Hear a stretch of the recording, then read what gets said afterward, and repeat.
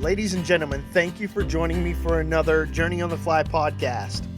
Tonight, I've got a really cool guest, and I'm excited about talking to him because this type of guest on a fly fishing and life podcast is a little bit different. And I'm going to let him give you his details as far as who he is and what he does, because I like to keep you in a little bit of suspense before we get started. But before we do get started, go out and find us on your favorite podcast app, whether it is Google Play, iHeart, iTunes, Spotify, whatever else is out there. We're even launching this. It's been on our YouTube channel, Journey on the Fly. So you can just search Journey on the Fly in any of those, and they should come up. iTunes has taken a little longer than we like to get up, so give a little bit of patience on that one. Also, check out our website, www.journeyonthefly.fish. We'll put the podcast up there when they come up, and then you can check out our guide service and everything we have to offer there. Give us some feedback. Leave us a relative star rating. I'm not going to tell you to leave 5 stars because maybe you don't like what was said or like my interview process. I don't know. This is something I'm growing into. So enjoy it, and let's talk about fly fishing and life. Right? All right, Ted, we are here. And is it okay if I call you Ted, or you want to be called Professor Ted? No, Ted is fine. Okay, awesome. So, Ted, I got a couple kind of introduce yourself type of icebreaker questions. The first one is a bit comical, and that is, if you could hang out with any cartoon character, who would you choose and why? Man, that's a great question. Wow. Man, that's like a kind of a curveball. Let me think here. First of all, who? I don't know why, but Daffy Duck comes to mind. He's hilarious. I think I understand him sometimes. Sometimes I am him. That's fair. Yeah. I think Daffy Duck is just the first thing that comes to mind.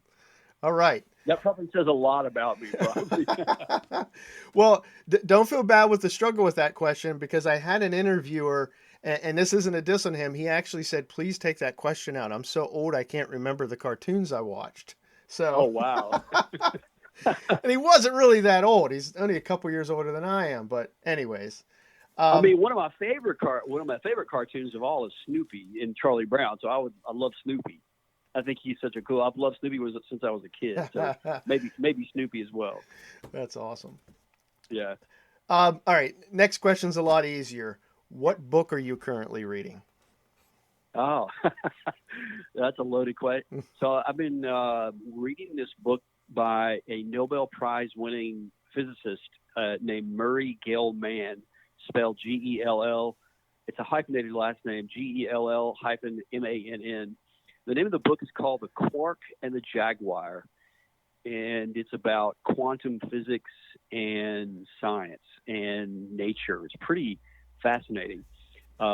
He passed away several years ago, but the book has got so many interesting connections and so many observations that I think as a Christian, I find absolutely fascinating because I love physics. Physics is sort of a little side thing that I like to study, and especially quantum physics. And Murray Gell-Mann won the Nobel Prize for the co-discovery of the quark, one of the subatomic particles. So that's one of the books I'm reading. And the other one is a book on poetry by John Keats. Very, very awesome. So just to give everybody else a little bit of insight, so I don't consume any more of this conversation other than just kind of leading with the questions. So I know Ted Wright because he was at CIA, which is cross-examined. What do we call that? CIA Instructor Academy. That's an Instructor Academy. Wow, I can't even remember the acronym correctly. Which was Central Intelligence Agency. You could have said Central Intelligence. Yeah, I can give no more information out other than that. Ted was an instructor of mine, and this was a relatively couple day intense kind of. You were addressed with some issues, and then you actually had to give presentations to some of these now ladies and gentlemen that actually are part of the program, where it was about theology and apologetics and defending of the faith and so forth. So it was a very small portion of I would call like an apologetics boot camp. And I met this dear man there who made an impression on me that he has no idea about. But that's where our relationship kind of goes and ends. And then of course I follow him on social media, and always seeing the different posts of the different books that he's reading just fascinates me because I love books. I have way too many books started at the current moment myself. And so always seeing the other ones, I'm heading to Amazon or to Abe's and putting these things on my list constantly. But and I'm nowhere near intelligent where I'm studying physics as a hobby. I can tell you that much. So. Well, I'm just an armchair enthusiast. Well, with that said, tell us a bit about yourself. Take some freedom. Give us your background, what you're doing, what you're involved with. Just give us a little bit of your story, your life and journey. So I'm originally from the deep South, very deep South. Like I was born in Mississippi, and the funny thing is, the city I was born in was in the Mississippi Delta, which is where, incidentally, the same exact town is a very small town in Mississippi, southern Mississippi, called Leland, and it's the city that, or rather the town that, interestingly, the only other claim to fame is that Jim Henson, the creator of the Muppets, was born there as well. So I like to tell people I was born in the same city that Kermit the Frog was born, where he was born. But I grew up in the Deep South, and then I went to the U.S. Air Force, got out, went to seminary, and got my master's degree in apologetics. And then I actually am an archaeologist, and I taught seminary level courses for goodness, it's over a decade. I don't exactly know when. I started teaching in 2003. Undergraduate and then some graduate classes. Seminary, I've taught at Southern Evangelical Seminary, Bible College, Charlotte Christian College, a seminary. I've taught at a couple of community colleges. Right now, I'm an independent scholar, working sort of independently, but I am a research associate with Andrews University up in Michigan.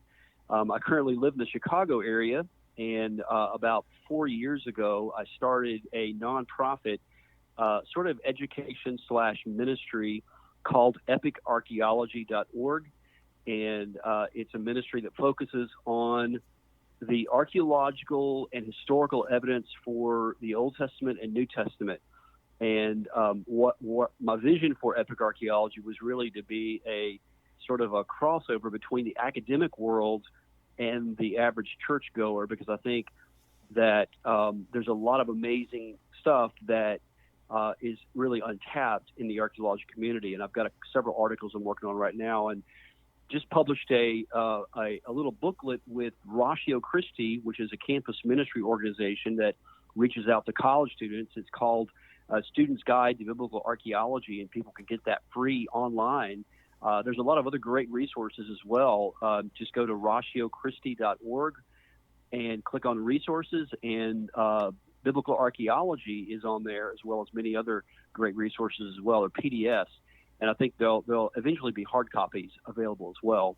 So I'm involved in a couple of archaeological researches over in the Middle East. I'm an associate with ABR, Associates for Biblical Research.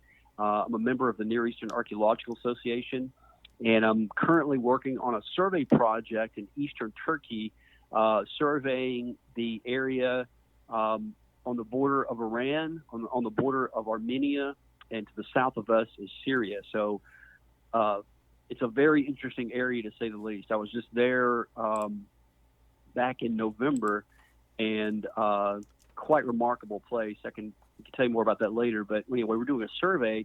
The whole area that touches the eastern Turkey is pretty much untapped archaeologically.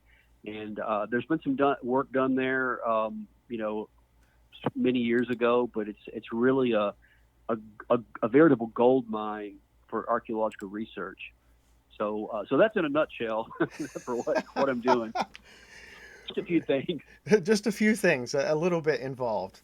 Man, thanks for sharing that because so my undergrad is from Liberty. It was a dual grad, dual BS, and one of the things that I wanted so badly to dive into was the archaeology. But the thing that kept me from it was the thing that keeps a lot of people from many things, which was the financial position, because we had a couple opportunities to go over and volunteer in a couple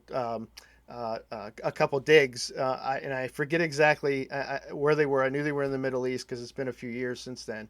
And man, I just dreamed of going over there and getting my hands dirty and possibly putting my hands on something that could be thousands of years old, and that just would just possibly speak to the unveiling of mystery of something that we didn't know prior to finding it. But I didn't get a chance to do it, so my intrigue still runs deep. Just it wasn't deep enough to figure out exactly how to do that for a semester. But thank God there are folks like you that have spent the time and the energy to do just that and are continue to do it. And thank you for your service. I never want to forget to thank a veteran for what they've done. Thank you. Thanks for saying that. Thank you so much. It was a great honor, and I've come from a long line in my dad's family of veterans, and it was just 4 years. And people kid me, some of my other friends kid me about being in the Air Force. They said, "Oh, that's like the country club of all the services."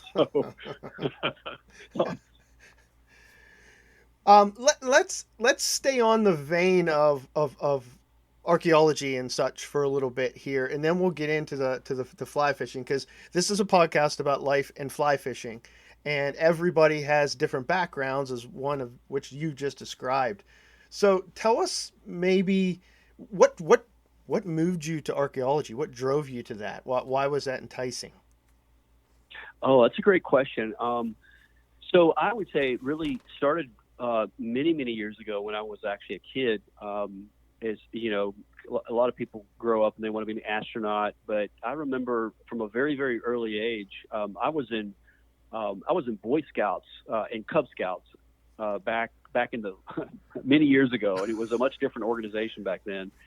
But we had really amazing scout leaders, and I lived in, of course, I told you I grew up in Mississippi, but there in North Mississippi, there in Western Tennessee, there was a very famous Civil War battlefield, very pivotal battle in the U.S. Civil War that was on the Tennessee River that happened in April of 1862. It was called Shiloh, and Ulysses S. Grant was in there.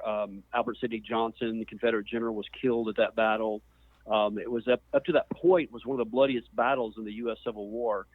And it is one of the most well-preserved battlefields in the U.S. for Civil War battlefields, aside from Gettysburg and some other great battlefields in Pennsylvania, Virginia.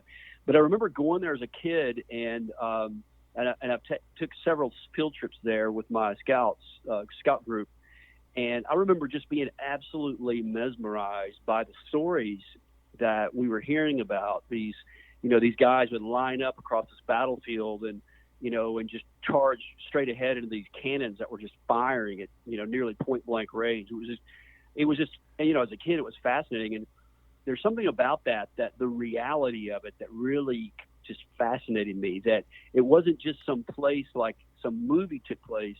People really died at this place. And it just really captivated my imagination as a kid. And on top of that, that's cool enough in and of itself and interesting. They had these, obviously there's possibly still artifacts there that are there in the battlefield, but also on the bluffs of the battlefield, interestingly, are two Native American mounds, Indian mounds, that were from the southeastern U.S. mound building culture. So on top, there was even an older element to the Civil War battlefield. The battle happened in 1862.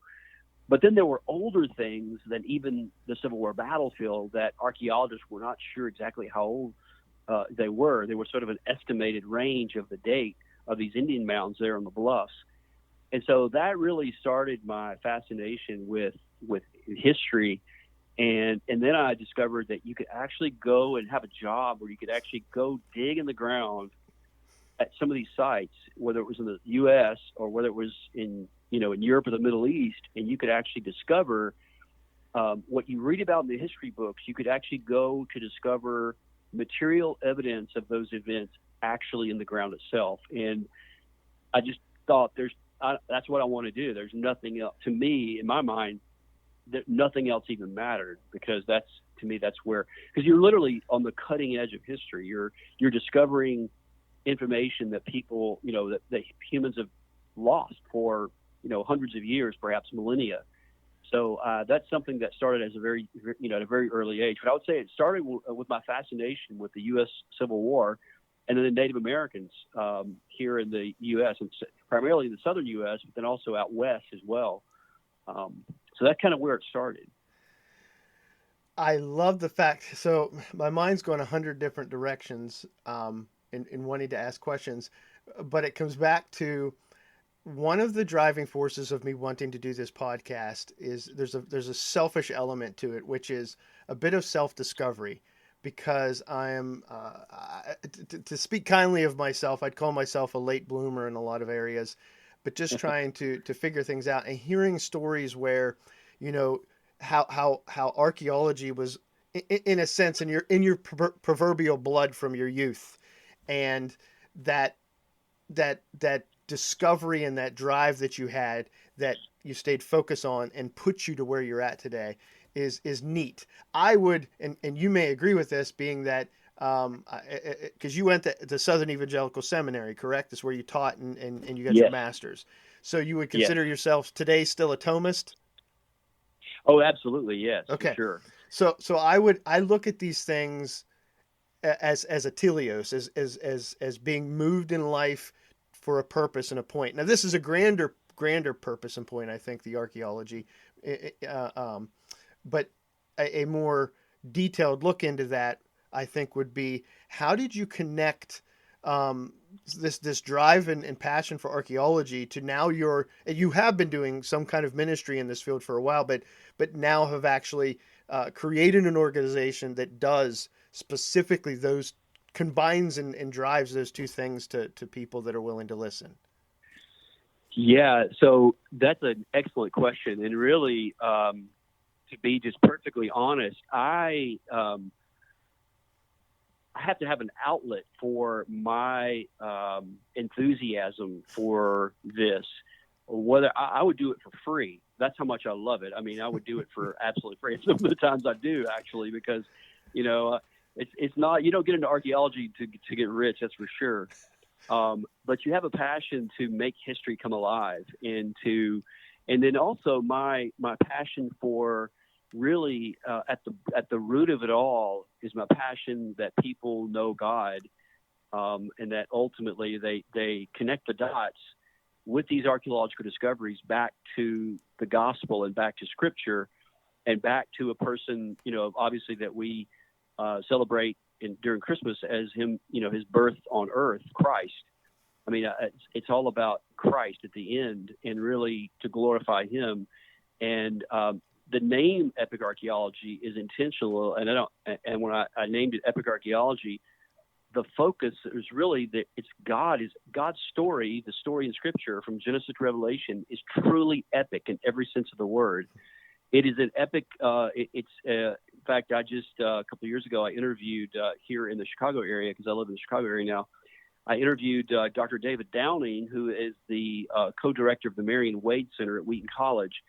And Dr. Downing is a Lewis scholar. And anyway, on the podcast, he was talking about how C.S. Lewis called it true myth, and how Christianity really fulfilled all of the world's mythologies, and how all of those had sort of a premonition about that we couldn't save ourselves and we needed something. But Christianity, Christ, was the myth became history. So you can actually go and tangibly excavate and look it up. And so I wanted to create a website and a place that I could share some of these amazing discoveries with other people who might share my enthusiasm for these things. Because I mean, obviously, we believe by faith, and without faith, it's impossible to please God.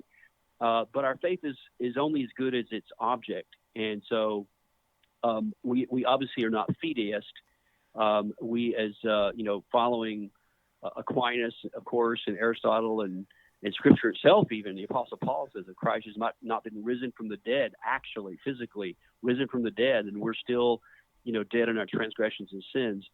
So I make this connection, which in secular archaeology is sort of the greatest sin, and I make connection that archaeology can actually affirm historical events that you read about in Scripture, and because it can do that in the secular world, and that's not controversial. The controversy comes in with biblical archaeology over some of the claims that the Bible makes.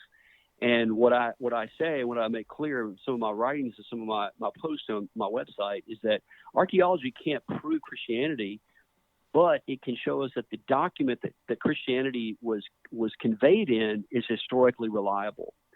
And so that's really the focus of it. Hopefully I answered your question. That's sort of a long, circuitous way. That's exactly how I answer questions. So you're in good company. Oh, good.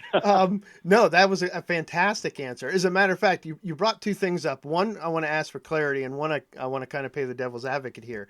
The first one is you referred to how Lewis referred to Christianity as a myth filler, and unpack that myth, because I know what you're talking about there is as in mythos right. that the ancients talk, but what does that exactly mean? Right. So when people hear, and I did as well, I mean, understandably so, when you hear the word myth, at least the way it's used today, people think, for instance, if you hear, an ad on a radio or a television show, 4 myths of dieting, what they mean is 4 lies of dieting, but myth, the way Lewis understood it, was really a story, an explanatory story that explains something. And if you think about it, human nature, humans have been on this earth for many years, and that's a whole other debate. But we have a lot of myths. Humans have a lot of myths. There's, the Greeks.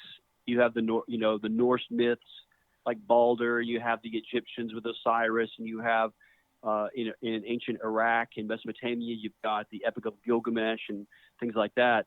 But the question is, all of these myths are talking about people that didn't exist, whereas in Christianity, Lewis said, you can actually go to Bethlehem and you can investigate with tools of historical research, and I would add archaeological research, to discover the claims behind this person named Jesus. So Lewis would say that actually he didn't invent this. Really, he got it from J.R.R. Tolkien, who is at Cambridge University, I think, or at Oxford rather, and they were having a conversation. And what Lewis was convinced by Tolkien was that Christ fulfilled all of these pagan myths, that they sort of looked forward to Christ, and Christ fulfilled it. So it doesn't mean that it's not true. It just means that it's a story that has some precursors to it in ancient history. That's fantastic. Thank you for clarifying that, because I think it's super, super helpful, because we don't, unfortunately, I've discovered, and well, the statistics have kind of revealed that in some conversations, that we're not the most literate and well-read country. And many times that hindrances our understanding of even sentences, let alone what context and things of that come to do. And we don't hear much about mythos and things of that talked about even in high school literature classes and whatnot. Absolutely, yeah. So my pushback, playing the devil's advocate here, or maybe Sure. just a slightly educated skeptic, how does so you remarked about how we're not fideist, so we don't hold to faith only. There's an object to our faith, and that object needs to actually have existed or be real, and we have to have, if in short, evidence that points us that this thing is something of substance. So And archaeology, in your view, and is the solidification of those writings that told us about this object. A lot of times I hear this thrown around, and I'm sure you have in your world for certain. How is that? Explain what this is, and then tell me, if you would, why it is not this. And that is, why is that view not subject to the Spider-Man fallacy? And explain to us what a Spider-Man fallacy is, and then tell us why archaeology, and your view on that, is not subject Well, tell to me that. what you mean by that. I just want to make sure if I'm following you. What do you mean by the Spider-Man fallacy? I think in general, Spider-Man fallacy, when it's thrown out, is the idea that, okay, so we watched the movie Spider-Man, and there are aspects of Manhattan that are mentioned in specific, or you see them on the Oh, video. yeah. Yeah, That's yeah, right. yeah, yeah. And then therefore Spider-Man exists. Exactly. Okay. So the difference between Spider-Man and here's my answer. Here's how I would answer it: is that regardless of what your metaphysical views of reality are, whether you're an atheist, agnostic, theist, whatever the case may be, the fundamental issue at hand is, how do we know the past? Because the claims of Christianity, the claims of the scriptures, are all in the past. And this is true not only for history that's 2,000 years old, 3,000 years old, 4,000 years old, and back so forth, as you go back further in time. It's true of any history at all. And the bottom line is, to cut to the chase, the bottom line is we know history through primary sources. You have eyewitnesses, historical records, and archaeological evidence.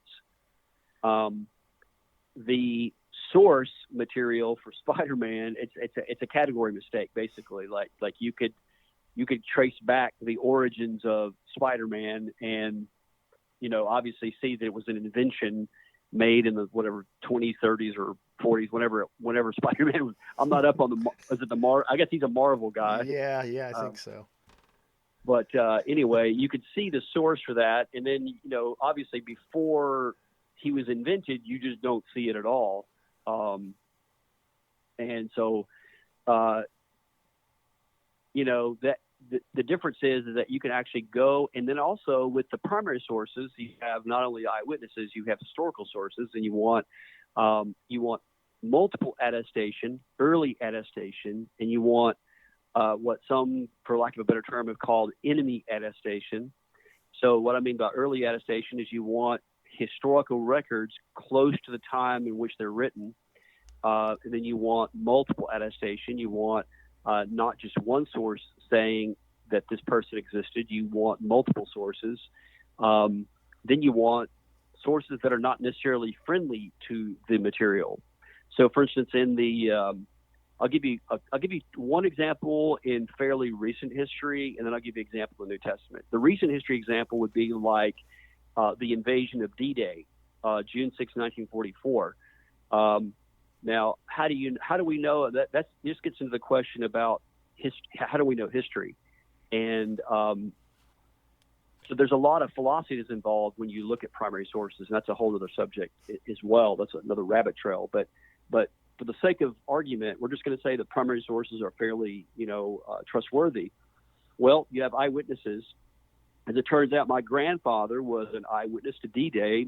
My Papa Bruce was a Higgins boat driver. He drove a landing barge on June 6, 1944 at Omaha Beach. And as a kid, I heard stories about my grandfather. He told me stories about this. And when I first heard him, I didn't really even understand the significance of what he was saying until later. It dawned on me, like, wow, my grandfather was at D-Day. So he was an eyewitness. And then the second thing you have is historical sources. You have he actually wrote it down in his this manual that the Navy gave him, and then you have the archaeological record. But with historical sources, my grandfather was not the only one to write this down. You had thousands of other Allied soldiers that recorded their experiences as well, and then you have the Germans that were on Normandy that are in the positions. They're writing about it as well.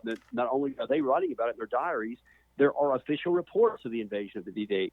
Then you've got the archaeological evidence in which even today, 80 something years later, or 70, almost 80 years later, you have still archaeological artifacts there on the beaches of Normandy, including the hundreds of Allied and French and German, or French and American and Canadian soldiers that are there buried on the shores of Normandy. So you have the eyewitnesses, historical records, and you have the archaeological evidence. In the same way, you have the New Testament as well. You have eyewitnesses that you can't go and you can't interview the eyewitnesses. So the only two sources you have are the historical records, which I'm going to say the New Testament is a historical record, and then you have the archaeological evidence. So with the New Testament, you not only have the New Testament, but you also have other secular writers that are not friendly necessarily to the idea of Christ, and they're saying exactly the same thing that the New Testament's saying. And so you have Josephus, you have Pliny, you have Tacitus, and you have many others that are essentially saying exactly the same thing. Tacitus mentions about 15. I think Josephus is about 10 or 11, and these are, one-to-one correspondences with exactly what the New Testament is saying. And then you have literally hundreds, if not thousands, of archaeological discoveries made every day and every year that fill in the gap and that further confirm that the New Testament is historically reliable. So this all surfaces the idea that archaeology, a lot of people want absolute certainty, and you're not going to get that with archaeology. You're going to get probability. And so when you gather all the evidence and you look at this cumulative case for Christianity, you have an amazing, amazing case, more than the Amazing Spider-Man. As amazing as he is, there's nothing. It's a category mistake. It's an apples and oranges comparison.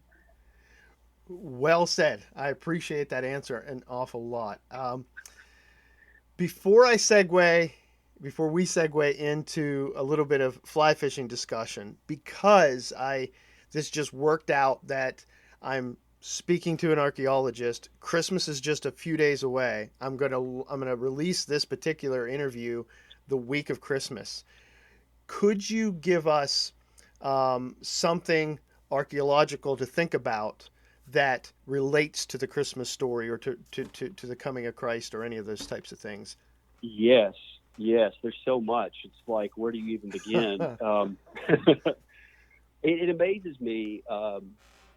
People like Bart Ehrman and other New Testament scholars, although I know they're coming at it from a more, historical standpoint. I'm coming at it through an archaeological standpoint. But it amazes me how skeptical they are of the New Testament when we have literally thousands and thousands of archaeological discoveries that paint the backdrop of the New Testament in remarkable ways. And I'll give you one just because for time. When you read the account in Luke, in the days of Caesar Augustus, there was a census that went out, the Quirinius. I wrote an article on that. People can check our article out on epicarchaeology.org, and also follow us on Facebook. We just posted several Christmas articles, so they should be up as well. But Jesus was born during the days of Herod the Great, and Herod. There's quite a lot known about Herod from archaeological sources. Josephus writes about him, and some other historians write about him as well. But what's interesting, what I found interesting, besides the tons of archaeological artifacts, in 2007, what's interesting is that. So let me back up.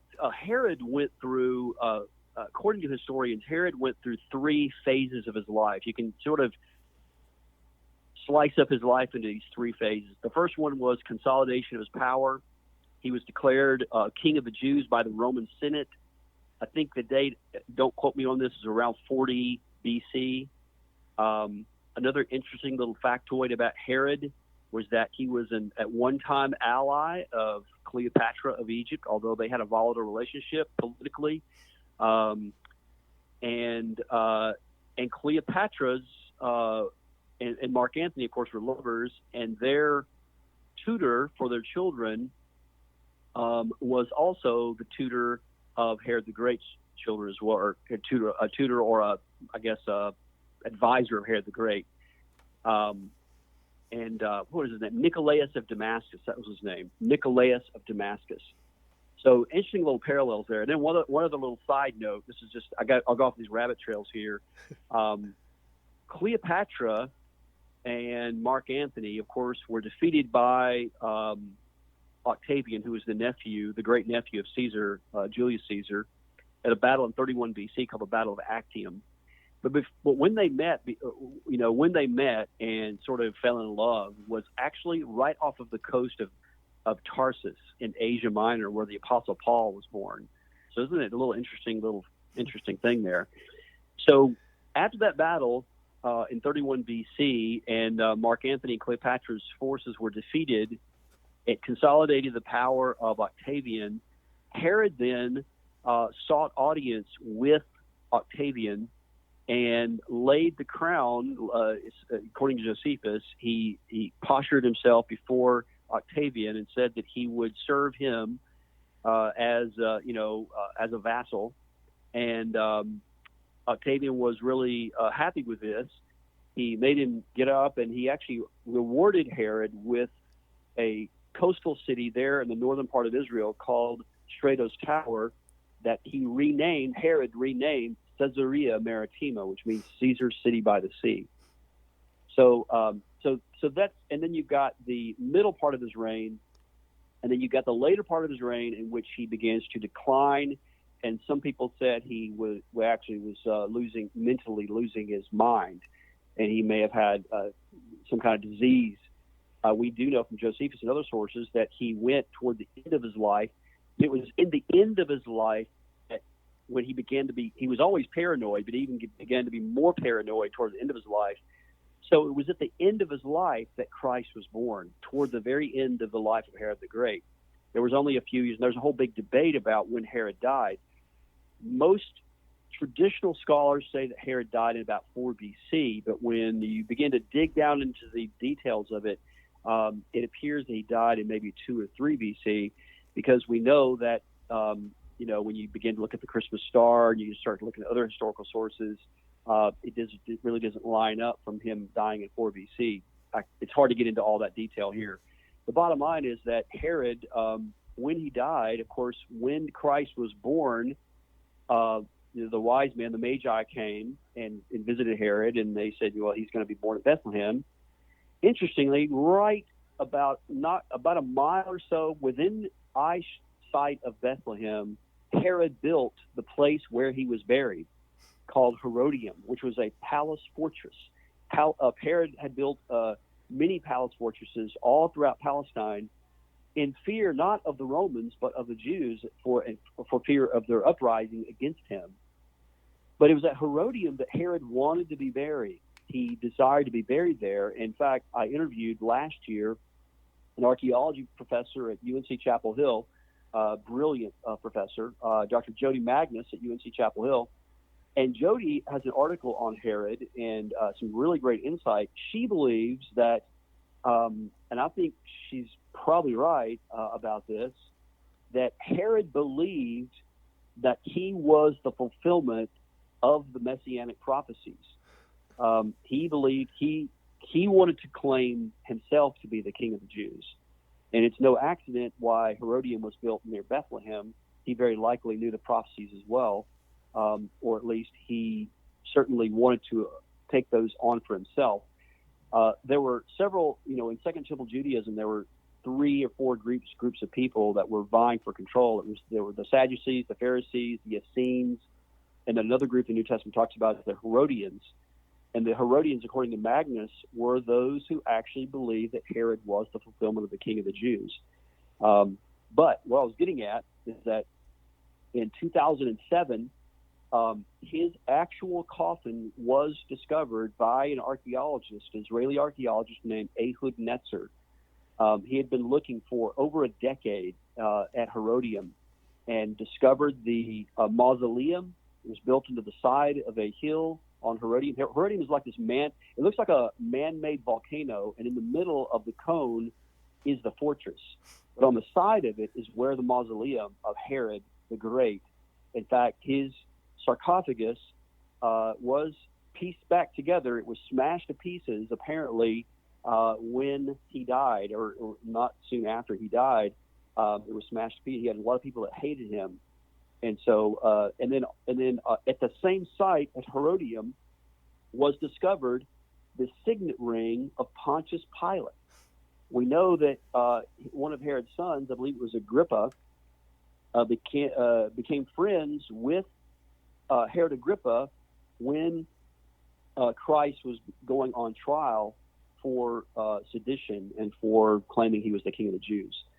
So anyway, so lots of archaeological material there. And these discoveries, the discovery of the signet ring of Pontius Pilate and the discovery of the sarcophagus of Herod the Great, were made by people not necessarily setting out to prove the Bible per se. Ehud Netzer, to my knowledge, was a sort of nominal Jewish archaeologist, and the discovery of the signet ring of Pontius Pilate was made by a graduate student at, I believe it was at Tel Aviv University. I may be mistaken about that.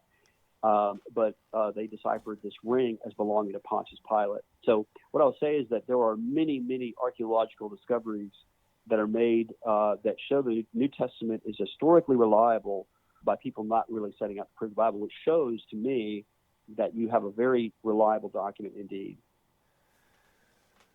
Man, I wanted to just keep on going for the next 3 or 4 hours, but and I know you can. There's a wealth of information that you've got inside of you there, and wow, thank you for sharing that. And it definitely gives us reason to pause and to think about taking these things a lot more serious than maybe we have in the past.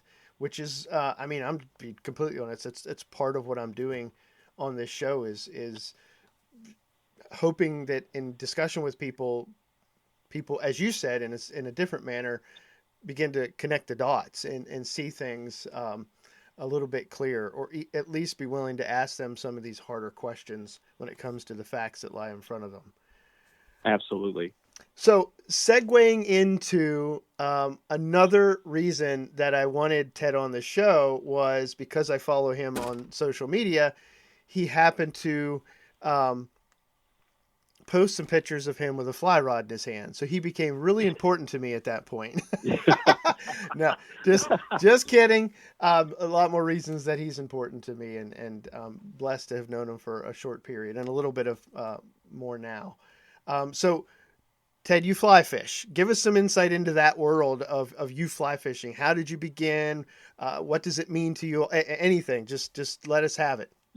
Yeah. So I have been really blessed to live in two great states, North Carolina and Tennessee. Eastern Tennessee. I lived in the Knoxville area for a while, and lived in Charlotte, North Carolina for nearly 20 years, almost 20 years, and visited very frequently Western Carolina, up in the Blue Ridge Mountains, and of course, beautiful, great fly fishing streams. And I started out, I don't know, it was over 20 years ago that I began to be interested in it. And then I was plunged into this world of fishing that was a completely different type of fishing, which is actually what I liked about it. I mean, I grew up as a kid fishing, with your Zebco 33, you just, throw the cork out there, but it was something about, the whole immersive thing that you got into fly fishing. I mean, you almost had to become like this Zen physics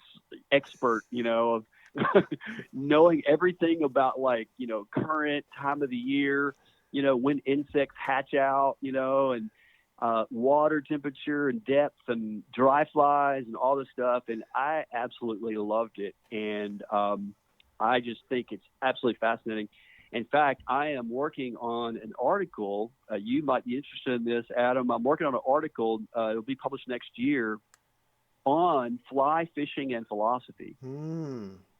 So it's a little side thing I'm doing right now. And I'll tell you, one of the things that I'm working on, the angle, and part of the reason why I was reading that book I was sharing earlier on physics by Murray Gell-Mann, is that I think, now obviously you can fly, people fly fish for different reasons, and people have called it the Zen of fishing, but it really sort of is, you sort of if you go fly fishing, you're just completely in the zone. You're just, Yep. everything is just working right. You're in the river, and it's just like you forget about everything else. Everything else just kind of goes to the wayside. And you really, I think, as a Christian, as a philosopher, as a thinker, as a reasonable person, I think it plunges you into some of the deepest mysteries and truths of all creation when you're fly fishing. When you're on the end of that reel, when you're on that fly rod and you're holding that string, you're literally on the edge. You literally have tapped into the mysteries of the universe. I know that sounds totally crazy to say, but I really think that's true. I really do. And what is it about? Well, the beauty of it, and the fact that you are on the end of the string, you have a little fly, and I use all kinds of flies depending on where I am and what time of the year it is, but I like fishing with dry flies. I like the challenge of it. I like to have that. I like just the whole thing of having the fly land exactly in the right place, on the water, and then the fact that there's some connection there with what I'm working on is a connection between the strings on your fly reel and string theory, which is just a theory of physics, but it's essentially that scientists, physicists are trying to unify all of physics. They're looking at the world of the very, very small, the quantum realm, which includes quarks and protons and neutrons, things like that, and they're looking at the world of the very large, like gravity. And what's interesting is that when you fly fish, you're on a river. If there were no gravity, the water would not be flowing downstream, and there would be no flies, there would be no fish, there would be no trout or whatever you're fishing for. So gravity is important. And then strings, where do strings come in? Well, strings come in which they're trying to unify these two worlds of physics that have very, very different mathematical equations and how you work the math out for quantum physics and how you work the math out for gravity. But what they think, what all the numbers seem to be pointing to are something in physics they call string theory. And there's different theory. There's multiple different string theories.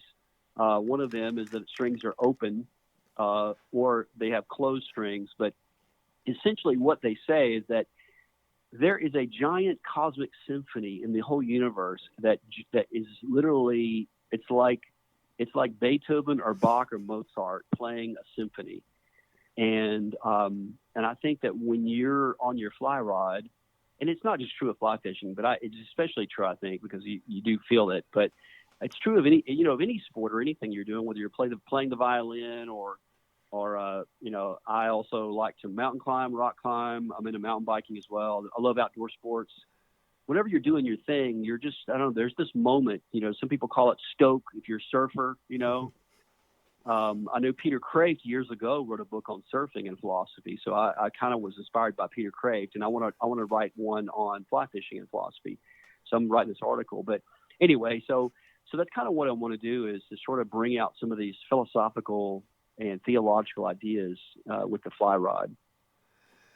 Now you're definitely talking my language. I have been, we talked a little bit earlier before I pushed record about there is this,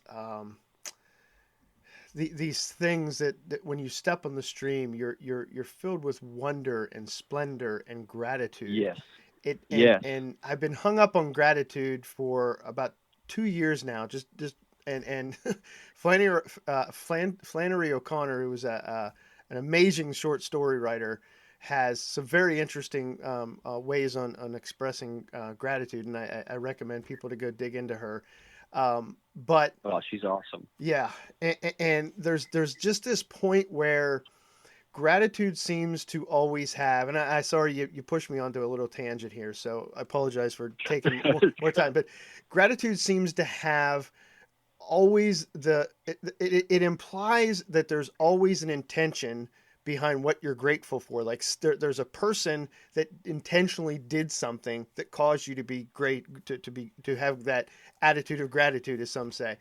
And it doesn't make sense to say the fish did it, because the fish has no intention. It doesn't, think its own thoughts and so forth. And neither does the water or even gravity.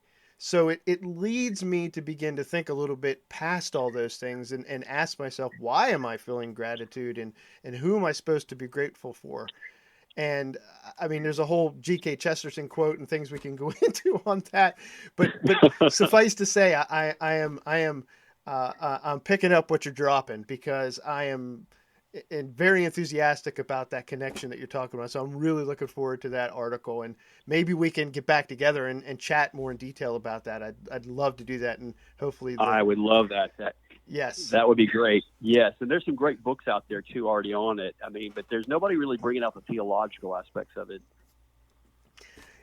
yeah, which is a whole nother subject on its own on kind of that fact value split and people not wanting to talk further and more open about things that they probably should. Um, so do you have, let me see, do you got a fishing story, one that may stick out, or that trout or even smallmouth? I don't know if you pursue smallmouth on a fly rod, and if you don't, that's a whole nother world to jump into, but Oh no, just when I was in Tennessee, because I lived right there on the Little River, right mm-hmm. there in I lived in Townsend, which is, if anybody knows anything about Gatlinburg and all that, it's right there it's right at the mouth of the Great Smoky Mountain National Park, and I could literally be on the river in like 10 minutes, mm-hmm. and it was incredible. And I would do that, on days, and just I had a couple of moments where, this sounds crazy, and I know some of the guys out there that fly fish know what I'm talking about. There are days, and sometimes you don't catch anything, And isn't that interesting? And some days I have. I mean, many days I've caught little browns, brookies, so things like that, small things. But the day that I didn't catch anything, and I was thinking it's going to just really be, really stink to not catch anything. But it was incredible because everything was right. Like you said, you're in the river. I was by myself, and it was because it was where I was located. There is some black bear in the area, and I did carry a little small handgun just for safety. Because there were signs that the National Park Service had actually put up aggressive bear activity in the area. So I had my little sidearm in my waders, and but I had my fly rod, and I was just doing some great, beautiful, beautiful day, gorgeous. The rhododendron, and I was making some great casts. I had the right flies, the hatch, everything was right. I was just on a part of the stream. I always just really did some bushwhacking to get back there, but once I get back there, it was just sort of just by yourself. But it was really that just reinforced my love of the sport, and then of course catching them is even better, in which you feel the energy of that little, even a little small one, those things have just got incredible power to them. That's so right. So that's the only one I can think of off the top of my head. That's okay. That's more than enough. There's a lot of people that can relate to that. There's days where, as they say in the fishing world, you can get skunked, but it doesn't take much to get past that all if you're there for the right reasons. It also speaks to something like why do you continue to do it when you don't? Because there's something more to it than just catching the fish. I guess that was my point. Yes. There's something deeply spiritual about it. So let's. Did you get a chance to look at the article that I sent you about the fly fishing? Yes, I actually read it a while back. Okay. It was interesting you sent it because I thought, oh man, I bet Adam would like that article. It was fantastic.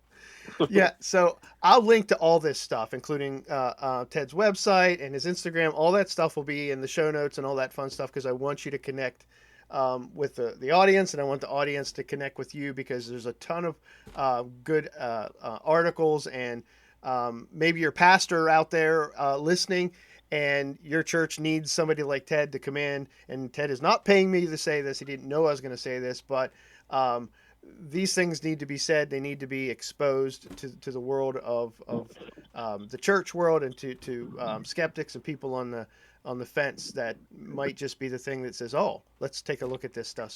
So all that information will be available when we're finished. And I'll link to this article. I'll just read the title, and then you can give us some insight into it. So the title is Fly Fishing Invented 13,000 Years Ago on the Banks of the Jordan River. Yeah, that is awesome. let me just say that when I read the article, I just almost jumped out of my seat because it's archaeology and ancient history, prehistory, and fly fishing, and I thought, oh man, this is like totally made for me.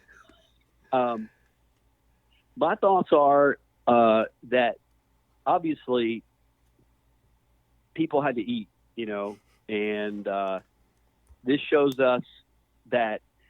Well, let me just say this. Let me back up. Let me just take a few steps back and say something. Let me preface by saying this. One of the assumptions that typical, I would say, secular anthropologists and archaeologists make about human beings is that humans, started out very, very crude and very unintelligent, and then we gradually got, more intelligent, more technical, smarter as we go on, as history goes forward.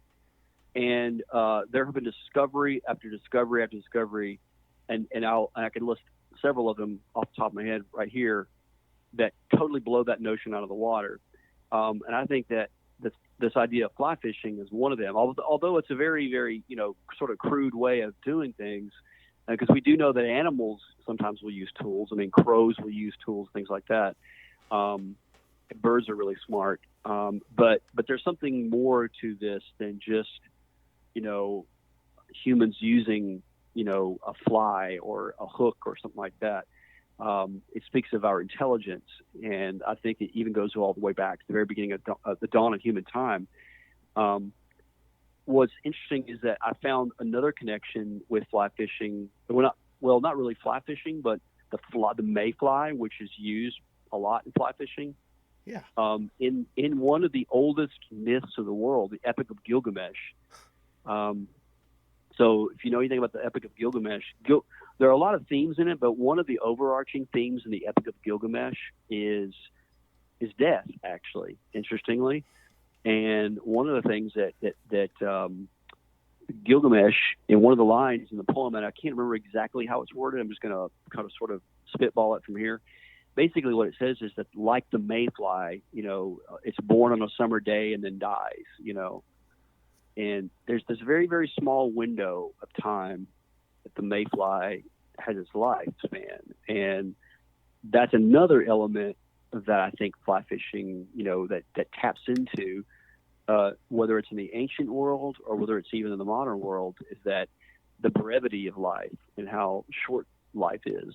And, so it's a sport that it's really I think a good sport that, if you're open to the experiences, will open up questions to you. And really that comes back to what Socrates said, that philosophy begins with wonder, and you begin to ask questions. And I think that when you're plunged when you're on a river and you got a great fly rod and you're in the zone and you're doing your thing, a lot of deep questions will pop up, and one of them is, the shortness of life. That's one of the big philosophical questions. So whenever I read the article on this ancient man fly fishing, first thing I thought was the Epic of Gilgamesh, and the second thing I thought was the whole mayfly reference, and how even at the very dawn of human history we have humans fly fishing, which I think was pretty awesome. Yeah, it's very, very awesome. And one of my coworkers, so I have a couple jobs, and one of them I work for a fly fishing shop. And awesome. I was telling him that I was going to have a talk with you, and I had showed him this, and and he's a younger dude. He's like 22, which was even more heartwarming, if you will, for what he said. He goes, it's really should change our perspective on fly fishing, because these people 13,000 years ago fly fished to survive, where we do it. Very little survival is at stake, whether we catch a fish or not. But exactly, there's something even more wondrous, and something to have more gratitude and reflection on when we go out and do it now. So, and this is to throw myself under the bus. When I find myself frustrated because I'm losing flies or something's in a tree, to stop and calm myself down and remind myself that my family's not going to starve if I don't catch a fish. Yeah.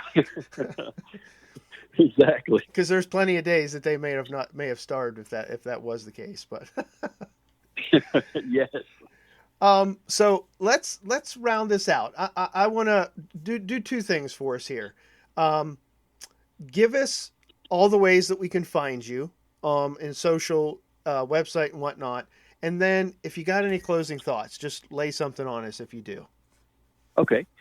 Yes. So if people want to check us out, they can go to our website. It's Epic Archaeology, ARCHAEOLOGY.org, epicarchaeology.org. They can check us out on the website. We also are on YouTube as well. We have a YouTube channel, and we also are on Facebook and on Instagram as well. So just type in Epic Archaeology, and our little symbol is an amphora pot, which is a sort of a standard thing that you find in archaeology. And just thanks again for having me on your podcast, which I think is a fantastic idea to have a podcast on fly fishing and thinking.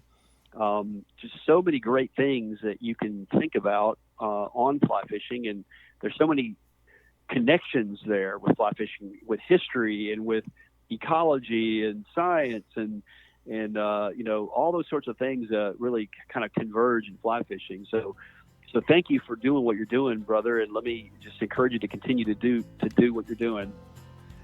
Thank you. I appreciate that more than you know, man. There you have it, ladies and gentlemen. That is Mr. Ted Wright, archaeologist and fly fisherman. Please take the time to go check out his Facebook, his YouTube, his Instagram. Link up with him on epicarchaeology.org. I do not think that would be a regretful use of your time. He's a dear brother to me and a man who is full of knowledge, as you can see, wanting to pour that out for other people to have a clear insight into other things. And he fly fishes. Friends, it doesn't get much better than that. Till the next time, keep your lines wet and in the fish's mouth. God bless.